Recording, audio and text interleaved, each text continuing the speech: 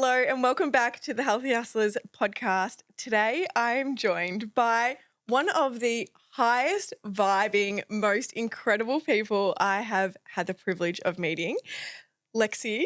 Welcome to the Healthy Hustlers podcast. Lex is the owner of Hustl, which is kind of like cult status up here. I feel like she launched in Byron Bay a few years ago, and it was like the cool hangout that everyone was going to. And being a fellow hustler, I was like, who is this girl? What is she doing? I want to be a part of that. And lucky for me, we were connected through a really close friend a few months ago. And instantly, I was just so drawn to Lex and everything that she brought to the table. And I said, I have to have you on the Healthy Hustlers podcast. So today is going to be a chat between good friends. And I know you are going to fall just as in love with Lex as I have. Welcome to the Healthy Hustlers. Oh my God, the introduction, thank you. Oh, flattered. I feel great. That's good. That's how you're meant to feel. But you are honestly like, I feel when you see someone online, you naturally create a bit of a, I guess, perception of what you feel they will be. And, you know, I had such a high expectation of what you would be because I love following you online. I love your energy. I love what you share. I love what you're about. And you have just like even trumped that in person, which is so nice. Oh my gosh, thank you. So thank you for being here. Thank you for having me on. I haven't been on many podcasts and I'm very selective. So thank you. Thank you. I think we both kind of started, you started this and I started mine at the beginning of when our, careers became the cool thing. Definitely. So I was starting Hustl. What, 2019? When did you start this? 2018, yeah. And it was like before, it was like the trendy thing. Yes. And now, you're obviously very skilled at what you do. But I love that we're both hustlers. What drew you to the word hustle as a business name? Like, what was it for you that you're like, that is the name of my business? I think I'm obviously from Canada. And over there in North America, there is kind of a more ego-boosted marketing approach. So like you look at like Dog Pound or, other gyms, it's very like in that masculine energy. And when I moved to Australia, it was a lot more feminine. Okay. So a lot of the marketing spaces for gyms, studios, yoga, all of these things was very feminine. Mm-hmm. And I've always been quite a masculine girl, like I grow a beard. I wished I was joking. And I really wanted to bring that in to my business, but also use a word that I use all the time. Yes. And ever since I was in high school, ever since I was a kid, I always identified myself as a hustler. Mm. And I just felt like it really fit. And obviously throughout the years, you would know that name has like had positive identifications and negative ones. But I do feel like there is a healthy practice behind Hustl, and I just think it's a really cool name. I think it is so freaking cool. We're biased. We're so biased. And it is funny because I've seen, obviously people take it in a completely different context.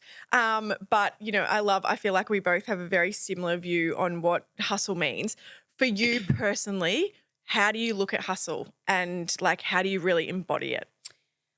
Oh, if you were to ask me, I would say this, but if you were to ask me again, I would say, I have different relationships to that word. I think that younger me was like, just go for it, get as much as you can do, try to achieve absolutely everything. And now as I get older, it's really trying to learn that balance. Mm-hmm. And I think hustle, the word itself, just really motivates drive.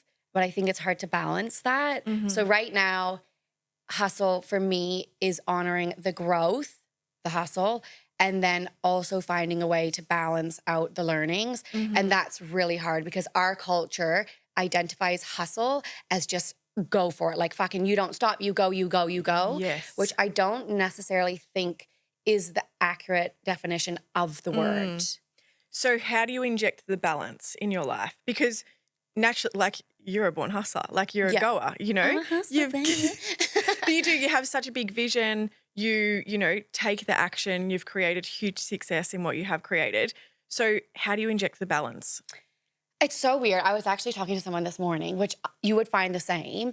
I think when you're a female business owner and we're in this society where we are brainwashed by different business ideas, different strategies you can do, things you should be buying, things you shouldn't be buying, where you should be in life, where you shouldn't be in life. It is so hard to just stay focused on where you want to be. Yes. And that is really hard if you don't know that, to find a balance with your hustle or to find a balance with your drive. And I've really been struggling with that emotionally for the last year. I'm someone that doesn't praise like slow and controlled. I'm someone that's like, wow, they got that done in 2.7 seconds. I really admire that. And I'm trying to change that, which is really hard because I guess we have the impact of what society tells us. But right now I'm really trying to sit down and focus on exactly what I want, what I feel like is successful to me, what I want my business to achieve, what I want to achieve, and then apply the hustle to those goals opposed to what we envision. Like my old self, hustle would be training every day, waking up at this, eating this many macros, eating this many calories. And now I'm like, just fucking chill out, Alexi. You're not happy when you did that. Yeah. And you're being over brainwashed by all of these external sources. I just need to sit down with what I want. And I think over time that will help balance it.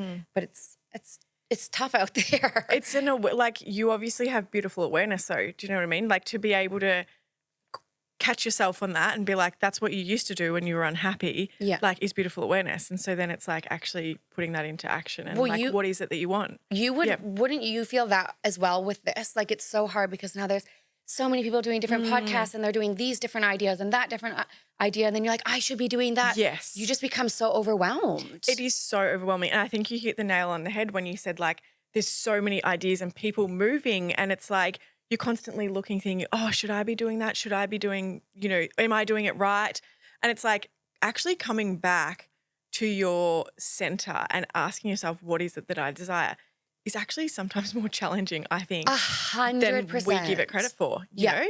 It's so, and also it's hard to like, if you go onto your phone, TikTok, Instagram, whatever, you are instantly like just flooded, induced with things that are making you feel not good enough. Yes. And that's when that balance comes out of sync. Definitely. Because you're striving for something that you don't even care about.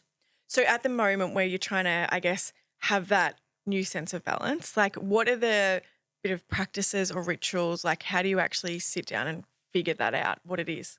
So this is probably, people wouldn't believe that I do this, but I am, obviously it's always weird because you have this like online presence. Yes. And then you have, I feel like your true authentic self. So people see me this way and then, I'm just here being like, I'm a fraud. Don't tell anyone. Delete this. Don't really. But I think you get to a point where you just don't care. I don't care anymore. Yeah. And so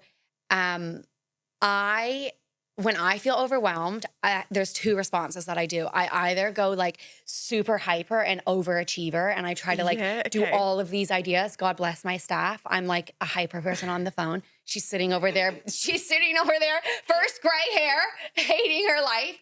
Or I become very introverted and reserved. And that at the moment and for like the last year, I've really had to do. So I have pretty much become a hermit crab. Yes. And I am really sitting with myself and trying to not let my emotions be the trigger of where I decide to go. Yes. Because that is just not working for me. Not anymore. Lexi's 33. This is, it's all fun until you reach absolute burnout. Yes. So just processing and really taking the time to make decisions before impulse. I have ADHD, so like I am a hyper and always thinking about things all the time, but just like slow down and focus. Yes. I see so many people don't do it and I'm just like, slow down, Veronica. Yeah. That's way too many business ideas. Not one of them's going to be good. In fact, they're all shit. Oh my goodness. It's the truth. So from a business perspective, like what's your vision at the moment and the goals for Hustl, the future, personal brand? So to be really transparent, there is a big, right now and over the last year and also, the year before that, actually, let's just say all of it. When Hustl Online blew up, it was just doing so well. Like I could not imagine how much money I was making. And it was just honestly crazy. And in that process, I completely lost myself. Like I completely lost myself. I was doing things that I didn't want to do, almost like selling myself out. I was relying on marketing resources that I didn't even align with like my personal beliefs, collaborating with influencers that you just sometimes get so addicted to success that again, you forget what you're even working for. And then there goes that balance. So this last year, I had a really reached rock bottom. Love it. And I am just reconnecting to my business. Okay. As how I really want to be. I'm a weirdo. I talk about weird things. I film classes and like, I'm so dramatic. I am not a cool girl. I am not all of these things. You were a cool girl. Okay, yeah, but to industry standards, I'm just not. And for a while, I was like, I need to be that. I need to do this. Yeah, okay. Now I'm like, what? What That was I even true doing? It's like trauma. I like see the post. I'm like, oh my God. So, really? So how have you learned, I guess, to just be in your true authenticity and be vulnerable and real in that? Because I feel like that's a superpower in itself to be able to really own that.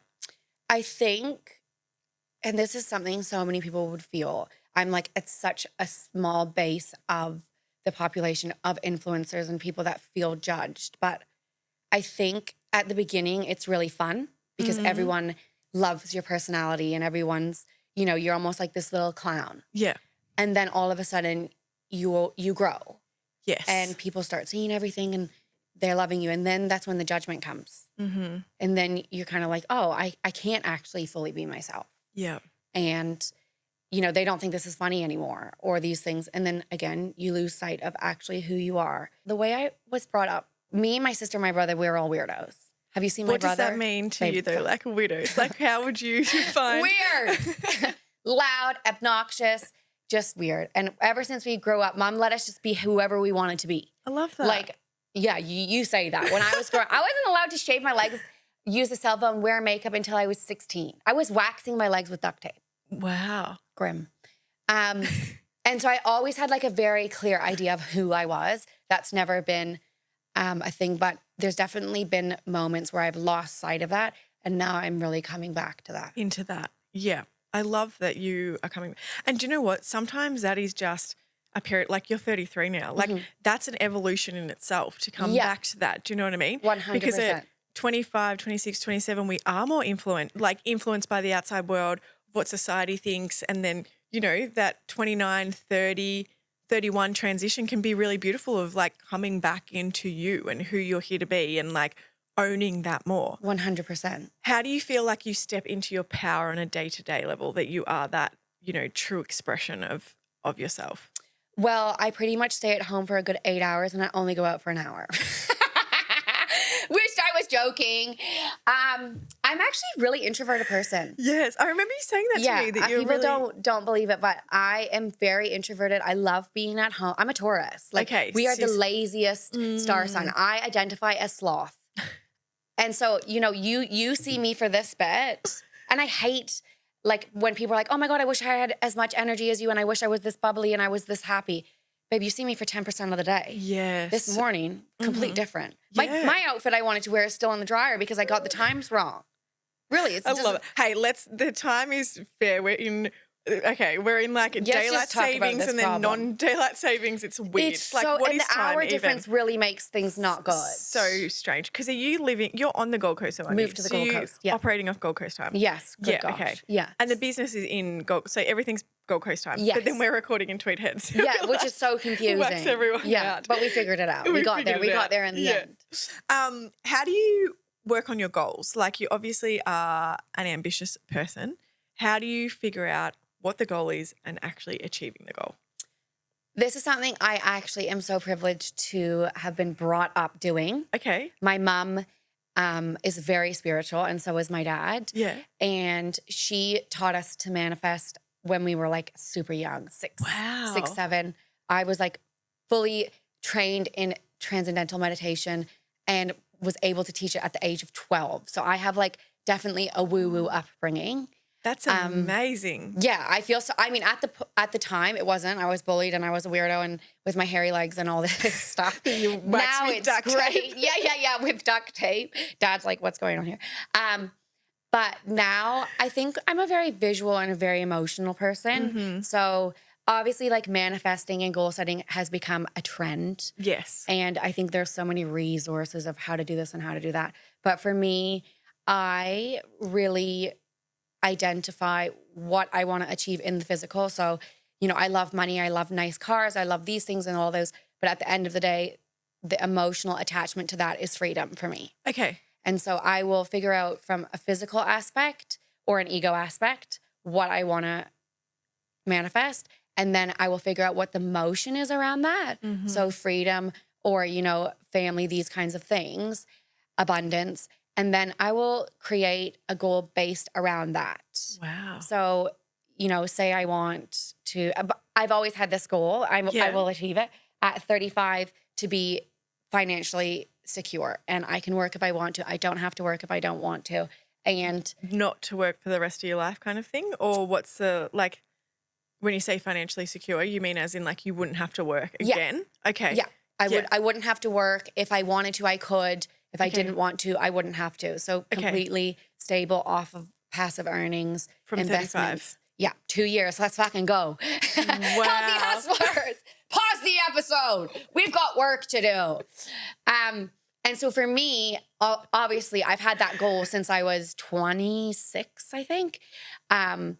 I have always had to realign, like, what does that actually mean for me? Why do I want that? Yes. And, you know, you have these goals and you can visualize what they look like. But if you can actually feel how it feels, I feel like it will come into fruition quicker. So for me right now, that is still I'm very hungry for that goal. I always have been. And for me, the emotion behind that is to feel proud. And that emotion has changed over years, changes over weeks, changes over months. But right now the emotion is to be proud. So in my day-to-day life, I will do everything that brings in that emotion of feeling proud.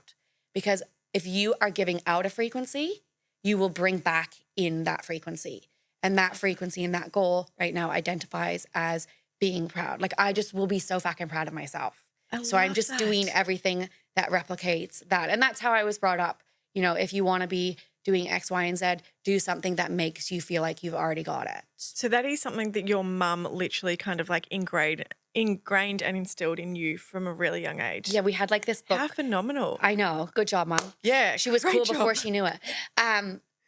We had like this book, a dream book. And then in the dream book, we would write down like our goals. Bless, they were so cute. And then she would take a photo of us when we achieved it. And then we would like put it in. Oh my goodness. So funny. Get out. That is the best thing. She's a true believer in manifesting. That is amazing. But look what it's like created, you know, like that you've always been, you know, visionary and willing enough to like take the action and step into it because you know it's yours. 100%. When you then first came into the wealth, you mentioned when you launched the app, it went like massive, lots of money was coming in. How did you handle that from a like, you know, the money actually being there and you're like, whoa, this could be a goal that I achieve? How did that feel? Had you normalized that in your body or was it still like a, whoa, this is happening? It's so weird. And I think this is happening. I see this happening a lot. Yeah. Actually, you probably do too, where people set these dreams or these goals and then they achieve them and they don't even know how to emotionally grasp their achievement. So then they strive for the next thing and the next thing. And then there's like this full emotional disconnect. And so it's like, will you ever get to the point of being happy? If you're achieving a goal, but you're still not happy. Yes. Like, then why are we doing what we're doing?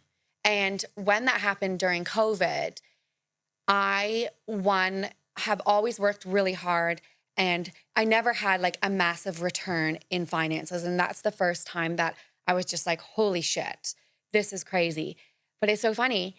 It almost happened too quick that I skipped the lessons of feeling worthy. I skipped the lessons of being able to feel abundance. I skipped all these emotional learnings. So when all this money was going into my bank account and when I had 18 staff and when I had all of this, I didn't even know what to do with it. Whoa. And I wished that I almost slowed it down a bit so I could have learned all those emotional lessons prior so I could enjoy it. Yeah, okay. And that's what I'm trying to do now. I'm trying to say, yes, that's my goal, but how do I need to evolve emotionally to actually feel it? Make it happen. Yeah. So what was that process like then when you realized like that money was coming in? You're like, I've skipped all these lessons. Oh, she was a savage. She was. Yeah. Okay. We were in Prada. We were in Gucci. We were just going wild. So you're just like spending cash left, right, and center. Yeah. Cartier, you know. Wow. Yuck. I like just, and that you see it all the time. Yeah. There's a big ego behind it. And there's this, like this push to show, look where I've gotten. But I think there's actually a massive disconnect of like even feeling proud. I think a lot of people get to where they want and then they're just like, oh my God, I'll do the next thing and the next thing. Yeah. So I'm trying to break that cycle with myself, but it's so hard. So when you're buying the expensive things and the designer things, were they feeling a void at that time, or were they bringing you any satisfaction, or did it feel disconnected from what you actually desired feeling? Definitely disconnected. Yeah, okay. Yeah. I would buy them. I would want, because at the end of the day, like for me, I socialized believed the more money I made, the bigger and more loved I would feel. Okay. I would feel great. Yes. And then that is not what happened. So then I wanted to buy things and then share them on Instagram. So then people would be like, oh my God, you're amazing.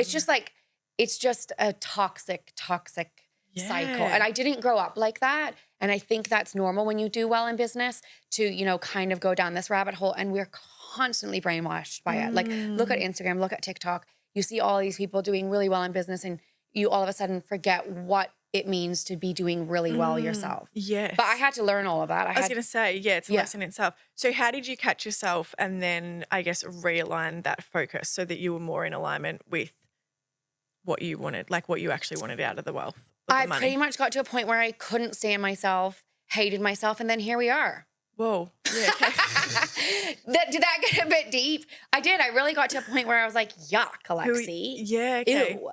Why did you just say that? That's not even what you believe. You just I just got lost, and then it's taken me a while to get back to that. Then you become addicted to the growth of business and, the golden handcuffs of being able to make so much money, to do X, Y, and Z. And then just constantly being like, do I want that? Do I want that? Is that what's important to me? So lots of refining. I love that you are always reflecting though on, do I want that? Is that important to me? Yeah. Do you work with any like therapists, coaches? Yeah. Yeah, I have a therapist that I've been going to, oh my God, for years. Karen, she's a kinesiologist. God, I don't know where I'd be without that lady. Really? And then she's amazing. And then my mom, obviously, she's quite spiritual. I have a lot of friends in my circle that believe in the same way that I do. I think the Australian culture is a bit behind in expressing these things. Okay. Whereas in North America, like your girlfriends, really hold you accountable and tell you like, what the fuck are you doing and what are you wearing and all of these things. They're very upfront. Okay.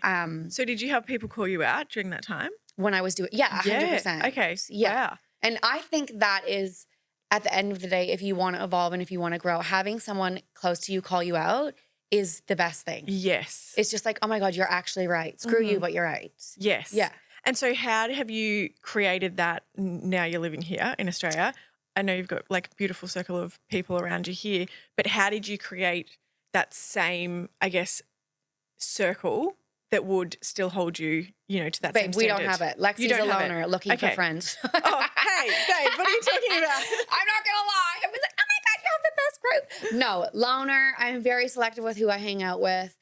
I don't have that here. I'm not even going to lie. I totally made that assumption then of like, no, that's fine. And I think that's good because everyone thinks that. Yes. And I think also for girls, especially in my age group, they're all like, how did you meet for your friends? A big majority of us are actually losers.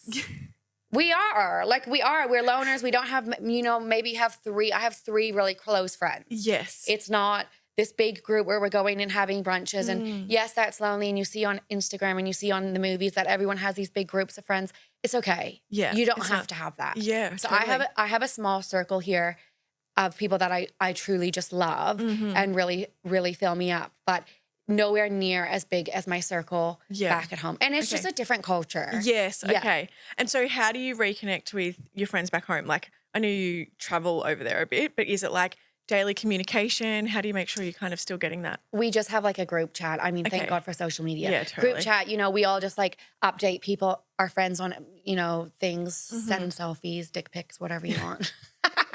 God love you. Am I even allowed to talk like that on here? You can okay, talk cool. out. Yeah. This is your stage, okay, babe. Yeah. Okay, This is your woo! stage. I don't really send, I don't have one, so I don't send those photos.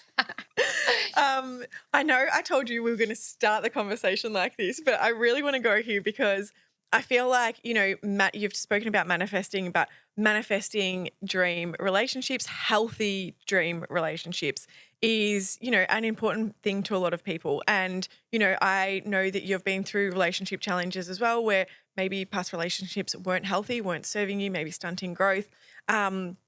So many of us have been there, especially in our 20s. So last time I saw you was at our beautiful friend Georgie's birthday lunch, and we connected instantly, and you whipped out your phone. Where is this conversation going? What was on the phone? At the time, what was on it? At the time, there was like a beautiful group of girls sitting around the table, and you said, "Girls, do not date. The dating scene is not a thing." Oh, and next God. minute, Lexi whips out her phone. What was on the phone? With a vision board of what her dream man is going to look like. So when I saw her in August, it was like, dating's the worst thing ever. This is my dream man, and that's what he looks like. And she had a list. And no, honestly, like, I know we're laughing about it, but I walked away like, I freaking loved that you were so intentional with, like, I guess learning the lessons from your previous relationship and ones before that and what you know, fallen into there, I guess. But then now being so aware of what it is you wanted in every aspect, in looks, in the feelings, in the conversations, in the way that you felt with that person. So I want to know, where are you at right now with dating? Should we go into this? We should. Oh my God, look at you. So excited. I've shared like random things on Instagram. I think where, you know, the keyboard spies come in, undercover detectives. I am seeing, well, I have a boyfriend. That sounds so cute. I have a boyfriend. We've been seeing each other for a while, but I haven't like posted anything about it or anything. And he literally checks. I laugh so hard about that. That we should bring that up. It's her projector.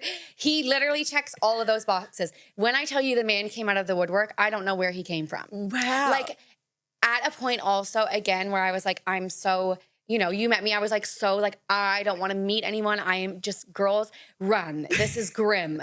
Like hide.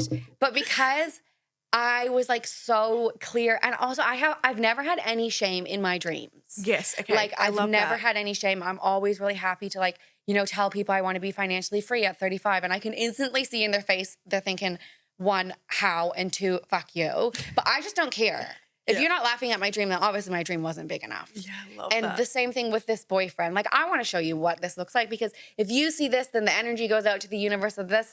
Like, you know, let's get this in the newspaper. Yeah. No, but I loved that. You literally sat like, you know, it was a group of girls that were brought together, but you sat there and owned it so much. And I'm like, oh my God, this is why I don't have friends. In the most beautiful way. Like, I honestly loved it. And then today when you did tell me, so I sneakily didn't know she was dating prior to recording.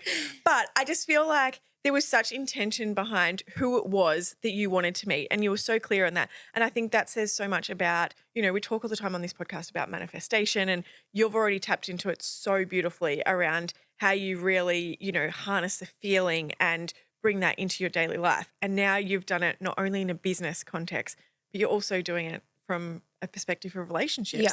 And I think that's 100%. amazing. Yeah. I think it's really hard right now for a lot of girls and guys to trust that their person's going to come. Yes. It's so hard because, one, it's just a different world that we live in with the dating apps and all of these things. And two, we believe that, you know, where are we going to find them? Do they exist? There's all these limiting beliefs. I think at that point, you know, obviously when I saw you guys, I was very bitter. But I was also very content with, I know what I want. Yeah. I and won't that's what I settle. admired. That's what I loved. I was like, you really have taken the lessons and like know now what you want and what you're also not standing for. Yes, what we won't accept. And then when you set that standard and you don't settle for anything less, that is when that person comes into fruition, regardless of what happens with this person that I'm hanging out with. The fact that the universe is able to energetically match what I was holding my standard to just shows it doesn't matter if it's relationships, financial, business, whatever.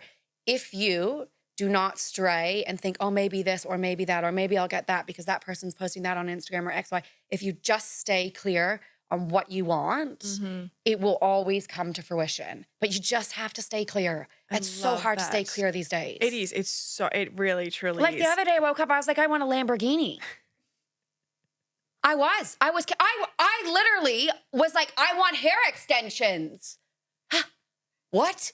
The halo hair extensions. Have you ever? I was convinced. I'm laughing because I'm like, I have just had way too many moments where what everyone else is doing online has dictated how I'm like showing up. Can you imagine me driving down the street in a Lamborghini? That is definitely out of balance. But I was convinced. I was like, I need this Lamborghini. Think how cool I'll be. It's an investment. Lamborghini.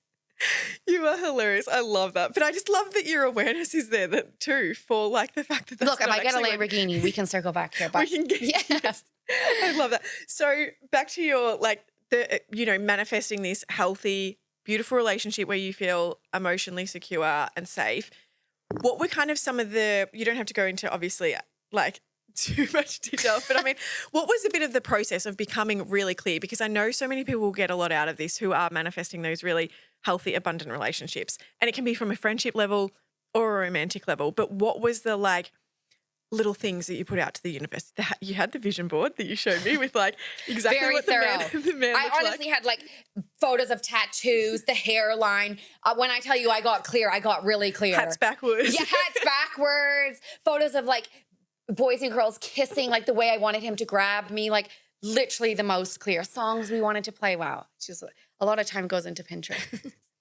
And then you had a very clear understanding of like the way you wanted to feel as well and what you wanted him to bring to the table. Or yeah. The so person. I think, and I always say this, but people are like, man, you have to go delusional. Okay. Like sitting here to the audience, I'm not coming across mentally sane. There is a disconnect. I'm fully aware of it, but I'm living a really fucking good life. So, you, boo. You have to go delusional. Yeah.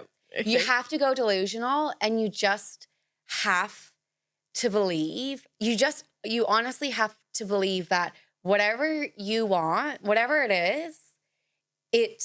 is yours. And any emotion that comes up that stops you from feeling that is the emotion you need to work on to get to that. Yes. So for me, I was envisioning this dream person, or we'll talk about the business. Let's not give too much weight to the dream man. Whoa, his head's exploding right now. With the business, I want X, Y, and Z. But, I picture that. I put it on my dream board, all of these things. And then in myself, I'm like, that won't happen. I don't deserve that. That's physically not possible. That financially does not make sense. There's all of these beliefs. And then I literally write down all of those limiting beliefs and I work on them. Okay. So why don't I think that's financially possible? Things happen like that. Let's get rid of that belief. How do I need to get rid of that belief? Do I need to educate myself actually on the growth of investments, on different opportunities? What do I need to do?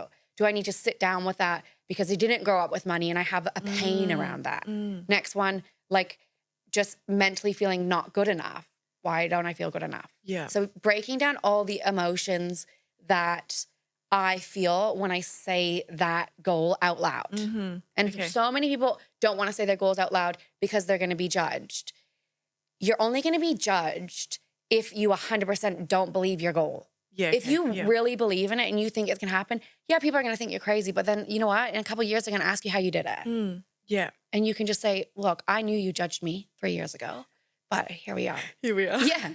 So really, I think manifestation, and I think a lot of people with these trends now take out the emotional weight of how to manifest and how to achieve things. And I truly believe if you don't energetically align to the energy frequency of your goal, you will not get there. It will stop you. Yeah. So if you want to be, you know, Beyonce superstar, blah, blah, blah, what do you need to embody to be on that stage and feel confident? You better get that all up there so you can come and actually come into that goal. So, you know, lots of emotional work, exhausting. And so exhausting. You did touch on like mental, you know, the load. Jesus, how, go. how do you actually nurture your mental health? Well, I have struggled with mental health for years. I've always been very open about it. Basket case over here, depression, chronic fatigue, PMDD, ADHD, anxiety, all of these things. Medication, I've gone through a phase in my life where I took so much medication. Yeah. Lots of like spiritual practices, went to India, didn't speak for 21 days, over exercising, under eat, literally just everything you could possibly imagine. I think when you're a high achiever and you operate at a high frequency, you are very susceptible to other energies. And I think now realizing that I like to be at home doing my thing and I can, you know, I don't have to feel pressure from the outside world that I should be doing X, Y, and Z. That's how I like to reserve my energy, understanding, you know, what medications work for me, what, you know, I can't have coffee. I barely ever drink alcohol. Sugar really affects me, understanding those things. But then also just giving myself grace. Like everyone has mental illness. Yeah. Everyone. And if you don't judge because you will go through a phase in your life where you will feel something that feels out of control. And like, God bless you. My heart is with you. It is the most debilitating thing, but that's part of your practice. So I just now really real with myself. And if I'm feeling anxious, I just hone into it. It's probably the best I've ever felt with my mental health. Okay. Lexi's feeling good. And is there something in particular that Lexi's doing, or it's just you've brought a lot more awareness to it and you know how to, I guess, you know, reground yourself, protect your energy when you need to? I think, again, really like focusing on who I am and how I want to show up will help anyone's mental illness. Like if you actually take time to think of how you want to be and how you want to show up, you're not going to feel anxiety. You're not going to feel depression because you're just owning your authentic self. I really have cut back on how much I'm on socials. Yeah, okay. I've noticed that actually. Yeah. She's just not even posting. I want to make my page. I just like really refining my life, being how I want to be has helped significantly. Love that so much. So what's ahead? What's in store? Oh my gosh. You know, I would love to be like X, Y, and Z. This is what's happening. This is what we're doing. I think for me right now, I'm honestly still figuring it out. Yeah, that's awesome. I'm still figuring it out. I love online. The studio's doing really well. My personal life is going good. But yeah, normally like my ego would be, I want to say we're doing this and I want to say we're doing this. But right now, like I've got a lot of like personal things happening behind the scenes investment wise. And like, I'm just really, what's happening next is, you know, Lexi's probably going to get a lot more boring. Oh, I know. that's okay. Don't look shocked. I don't think you could ever be a boring person. Though. Well, I feel like, you know, my end goal is to not be everywhere all at once. It's kind of like, where did Lexi go? Yeah. But don't you think that that's like so much a part of your 30s as well? Like just being able to kind of like fly under that radar a bit more. And it's like you kind of have certain things happen and take place that you think you desired or you wanted. And then it's like, oh, okay, maybe that wasn't all it was cracked up to be. 100%. Or maybe I can't actually hold that all the time, and that's not what I want to hold all the time. 100%. And so I do find it interesting though. I feel like, and maybe you'll resonate with this, but like learning a bit more about your upbringing and like your mum and, you know, obviously being spiritual and into manifestation, I really find that we almost like revert back 100% to the way we were. And I'm really finding that like I'm reverting back to my upbringing of like just wanting to be by the beach, like with enjoying slowness, all of these things. And it's like, oh, that's how I was raised. 100%. And it's like we lose sight of that for a while, but then it's like that foundation that we continue to come back to. It's so funny. And like we have so much like, I guess, resistance to that. Cause like, I don't want to be how I was brought up. It's so familiar for a while. Yeah. And like we want to prove that we can be something different. And now I'm like, hold on a second. Take me back to the farm. Yeah, totally. And I find that with like, it's not an uncommon thing for like guests to come in that have, had the huge success like you have and then say, oh, I just want to be on a farm or I want a slow paced life. And it's like, it's so interesting to really watch that unfold. Yeah. Because sometimes that success is like put on a pedestal. Yeah. It is not all cracked out to what it seems. No. Yeah. I mean, not so that I haven't reached Beyonce, Kanye wealth, but like, let's be honest, you're doing that. We were doing good, but it wasn't fun. I mean, I still have my shoes and things. That was great, but it wasn't really filling any emotional basket. Yeah, which is so interesting to hear. Thank you so much for joining me. You are so welcome. I just love connecting with you. You're such a vibe and you're such a beautiful person to be around. And I, absolutely love your energy. So thank you for your time. You are so welcome. Thank you for having me. No. Yay. All done. How do you feel? Oh my God, so good.